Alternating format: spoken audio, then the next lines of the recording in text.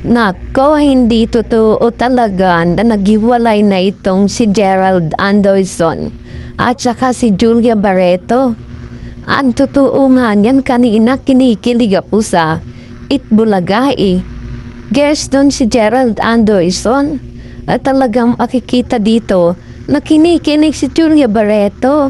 Nung nagbibiro si Gerald na ang ganda daw nung nakikita niya, kung pwedeng paki-close up. Well, diba, ganyan ba yung hiwalay? Hindi sila hiwalay.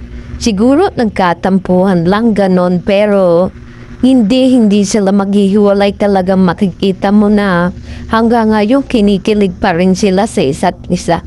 At bagay na bagay naman silang dalawa. Isang maganda at fresh na fresh.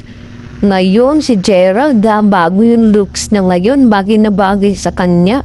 Kaya naman siguro in love si Julia. At syempre ganun din si Gerald, napakaganda at napakaswerte niya kay Julia, no? Talagang napakagandang babae. Perfect beauty talaga tong si Julia.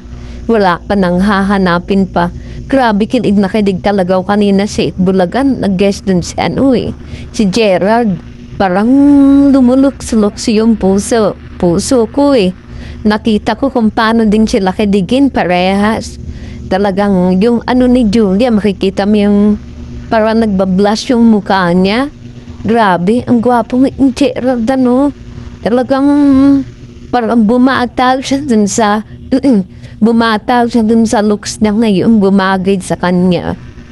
Grabe. Naku, ayan na yung mga chismos sa marites dyan na hindi totoong hiwalay na sila. Bagkos lalo pa silang nai-inlam sa isa't isa. At kitang-kita yan kanina sa Itbulaga. Grabe yung nila. Grabe yung chemistry nilang dalawa. At hindi lang yan sa pampelikula lahat. Totoong buhay yan. Talaga nagmamahalan talaga silang dalawa. At siguro nga sila na talaga yung forever.